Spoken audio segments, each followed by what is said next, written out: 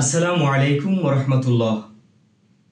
প্রিয় দর্শক, আশা করছি আল্লাহর মেহেরবানিতে সকলেই ভালো আছেন। আজকে আমরা শুনব কোরআন এবং হাদিসের আলোকে কিছু দোয়া সম্পর্কে। প্রিয় নবীজি সাল্লাল্লাহু আলাইহি ওয়াসাল্লাম আমাদেরকে বিভিন্ন সময় বিভিন্ন দোয়া শিক্ষা দিয়েছেন, যার মাধ্যমে আমরা আল্লাহর কাছ থেকে সাহায্য পেতে পারি। মানুষ যে কোনো সময় বিপদে পড়তে পারে। আল্লাহ তাআলা তার বান্দাদের বিপদের মাধ্যমে পরীক্ষা করে থাকেন। তাই একজন মুমিনের কর্তব্য হলো প্রত্যেক বিপদে ধৈর্য ধারণ করা এবং এক আল্লাহ তাআলার কাছে সাহায্য চাওয়া। কেননা আল্লাহ তাআলা চাইলেই যে কোনো সময় বিপদ থেকে উদ্ধার করতে পারেন তার বান্দাকে।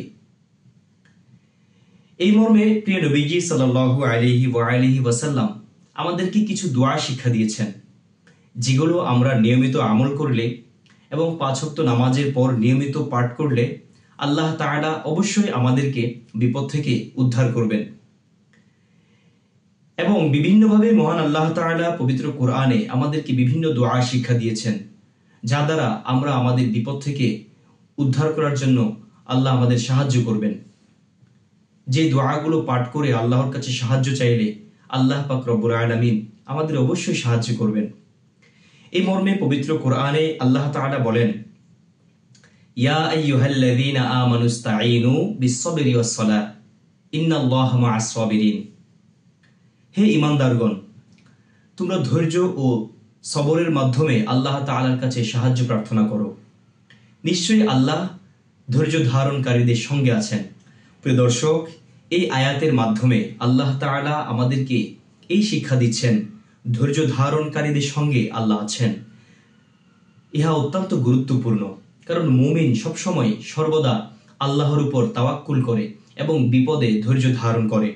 এবার আসি একটি দোয়া সম্পর্কে, বিপদ থেকে মুক্তির দোয়া, যা নবী করিম সাল্লাল্লাহু আলাইহি ওয়াসাল্লাম আমাদেরকে শিক্ষা দিয়েছেন। আল্লাহুম্মা ইন্নী আসআলুকাল আফিয়াতা ফি দীনি ওয়া দুনিয়া ওয়া আহলি ওয়া মালি। আল্লাহুম্মা আস্তুর আওরাতি ওয়া মিন রাওআতি ওয়াহফাযনি মিন বাইনি ইয়াদাই ওয়া মিন খালফি ওয়া আন ইয়ামিনি ওয়া আন শিমালি ওয়া মিন ফাওকি ওয়া আউযু বিআজমাতিকা আন আগতালা মিন খালফি।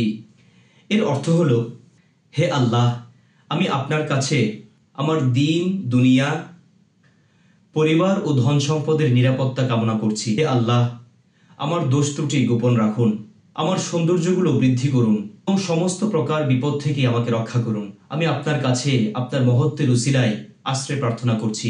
হে প্রভু, আপনি আমাকে মেহেরবানি করুন, আপনি আমাকে বিপদ থেকে উদ্ধার করুন। অন্য এক হাদিসে নবী করিম সাল্লাল্লাহু আলাইহি ওয়াসাল্লাম আমাদেরকে আরো একটি দোয়া শিক্ষা দিচ্ছেন, যা নবী করিম সাল্লাল্লাহু আলাইহি ওয়াসাল্লাম সর্বদা পড়তেন। আল্লাহুম্মা ইন্নী আউযু বিকা মিন জাহলিল বালাই ওয়া দারকিশ শাকাই ওয়া সুইল কদাই ওয়া শামাতাতিল আ'দাই। এর অর্থ হলো, হে আল্লাহ, আমি আপনার কাছে আশ্রয় প্রার্থনা করছি কঠিন বিপদ থেকে, দুর্ভাগ্যে পতিত হওয়া থেকে, ভাগ্যের অশুভ লক্ষণ থেকে এবং শত্রুতা থেকে। হে আল্লাহ, আপনি আমাকে রক্ষা করুন।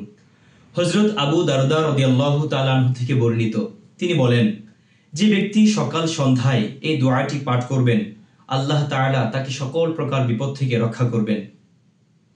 সেই দোয়াটি হলো, হাসবিয়াল্লাহু লা ইলাহা ইল্লা হু আলাইহি তাওয়াক্কালতু ওয়া হুয়া রাব্বুল আরশিল আযীম।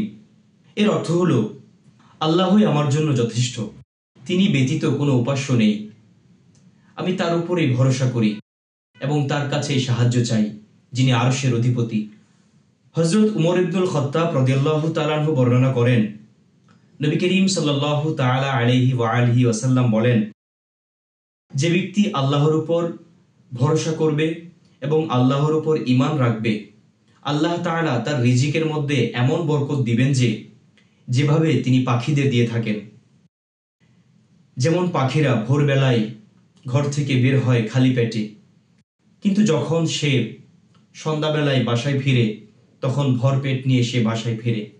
প্রিয় দর্শক, আজকের এই ভিডিও থেকে আমরা এটাই শিক্ষা পেলাম, ধৈর্য এবং সবরের মাধ্যমে কিভাবে আল্লাহর উপর তাওয়াক্কুল করে আমাদের ঈমানকে শক্ত করতে হবে এবং যে কোনো বিপদে আল্লাহর উপর ভরসা করে আল্লাহর কাছে সাহায্য চাইতে হবে। তিনি একমাত্র সাহায্যকারী, আল্লাহ সর্বশক্তিমান। আল্লাহ চাইলে যে কোনো সময় আমাদেরকে যে কোনো বিপদ থেকে উদ্ধার করতে পারেন।